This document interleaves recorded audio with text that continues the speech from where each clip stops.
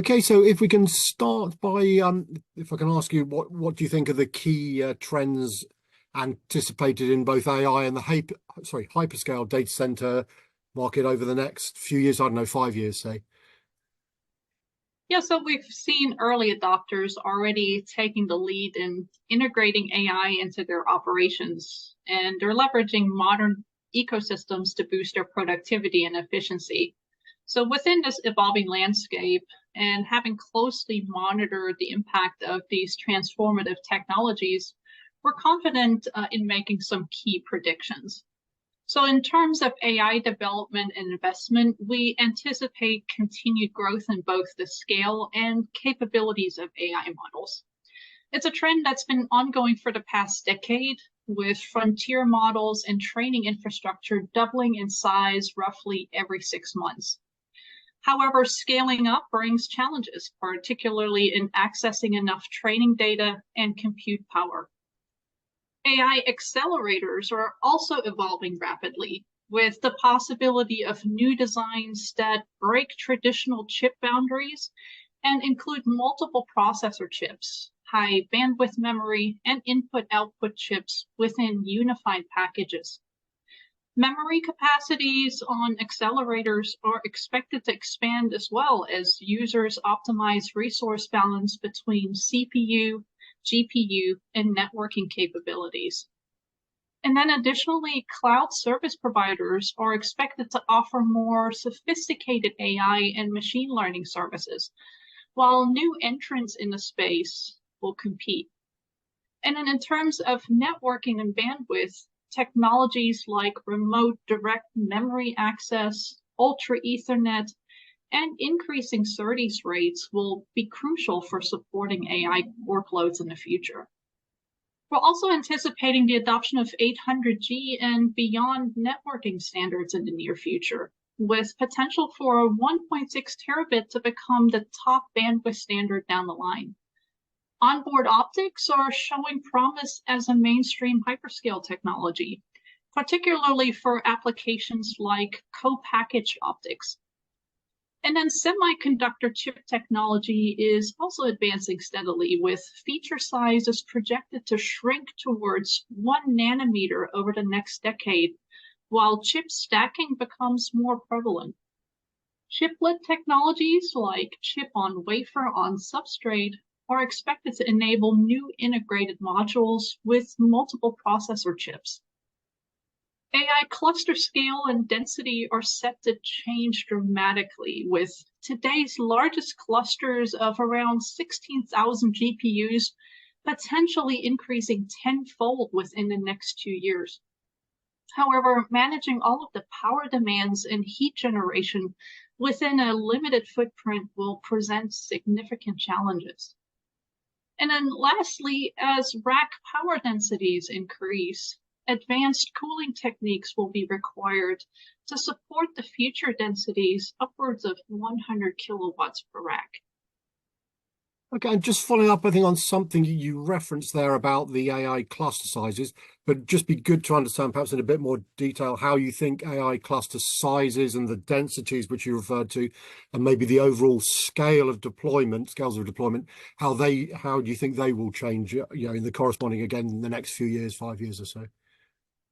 Yeah, so presently, the most substantial AI clusters house approximately 16,000 GPU accelerators. However, within the next 1 to 2 years, these clusters are projected to grow tenfold. As AI models become increasingly large and intricate, we may soon witness the emergence of clusters with hundreds of thousands of nodes. This expansion in cluster size will result in unprecedented density increases within the confines of data center facilities. And to accommodate this immense scaling while ensuring adequate power, cooling, and connectivity to each node, GPU and other accelerator nodes will need to be very densely packed. Rack power densities might soar towards 100 kilowatts per rack, surpassing the current limits by over 5 times. Thus, that requires innovative cooling solutions to manage this substantial heat loads. And at these elevated densities, conventional air cooling methods will prove inadequate.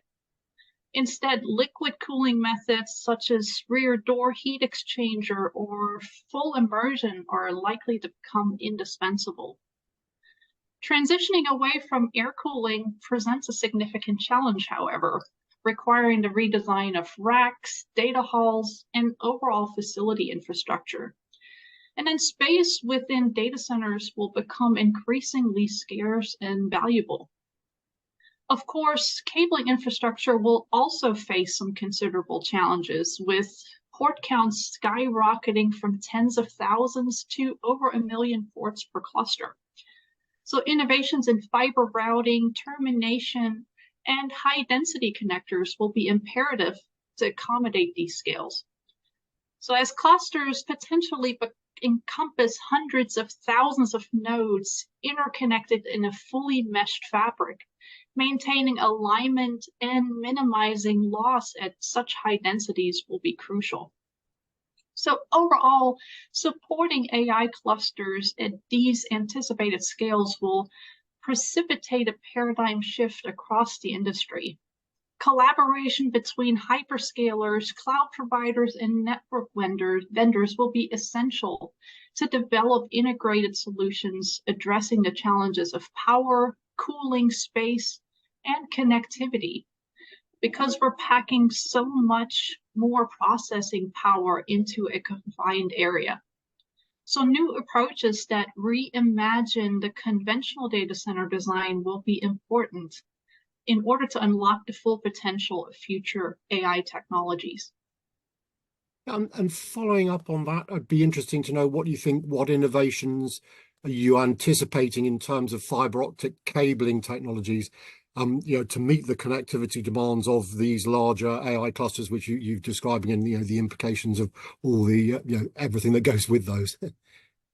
Yeah, absolutely. So consider this: current 4K clusters boasting tens of thousands of nodes already have over 50,000 network ports. And that really dwarfs the mere 5,000 ports that are required in a traditional data center of similar size. And when we look ahead, future clusters housing hundreds of thousands of nodes may require port counts reaching into the millions. But let's be real, our current cabling solutions won't cut it at these scales. We'll need higher fiber count connectors, like those ultra-density multi-fiber array style designs that we've seen starting to emerge. Take the multi-fiber very small form factor connector, for instance. It's promising stuff. It combines a smaller ferrule with 12, 16, 24, or 32 fibers in the same footprint of traditional duplex connectors. And as transceivers catch up to these interfaces, multi-fiber, very small form factor connectors could very well become the new standard, powering speeds of 1.6 terabits and beyond. But then it's not just about the connector. We also need to shrink the fiber diameters to pack more into cables. Recent breakthroughs have already reduced diameters from 250 micron to 200 micron. And we have line of sight to further reductions to 160 micron and 80 micron. Plus, there's multi-core fiber technology, which is embedding multiple independent fiber cores within a single strand. And that promises linear increases in bandwidth capacity per fiber. But of course, managing all of this density is no small feat. We need high-density fiber routing, termination, and patching solutions. Think rack architectures designed for front-to-back cabling and ultra-high-density patch panels. Inside of the racks, innovations in cable management and bend radius control will be imperative to mitigate signal loss or damage. And then to top it off, achieving seamless connectivity will require a fully integrated approach, possibly tapping into embedded optics and chiplet assembly techniques. Imagine this: co-packaged optical engines with switching and processor chiplets, enabling onboard optics with direct attached cables.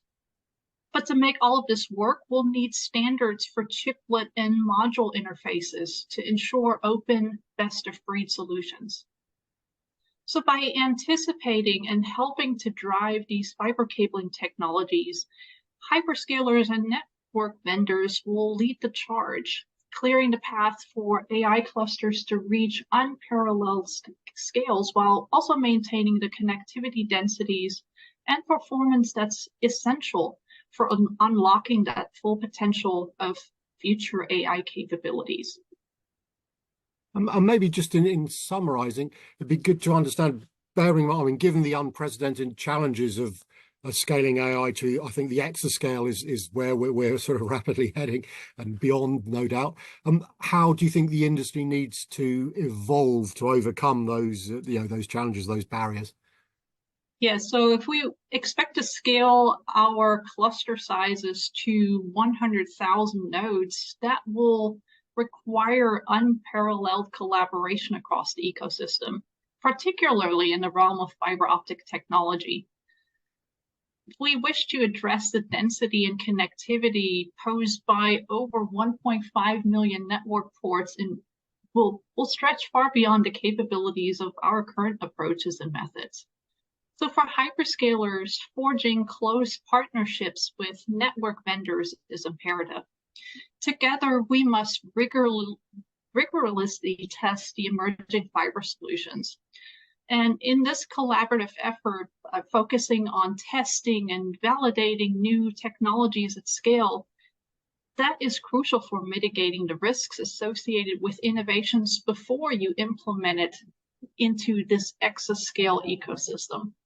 So it's only through such open partnerships and that steadfast dedication to overcome this fiber challenge that the industry can hope to develop the solutions that align with this anticipated growth of AI in the years ahead. Well, as ever, it's been great to chat to you and some brilliant insights as to where we're headed, although it sounds a bit scary just because it's the scale we're talking about. But at least for now, I'm sure we will have another conversation, see how it's developing. But I say, at least for now, thank you very much for your time, Manja. I appreciate it. Thank you. Yeah, thank you for having me.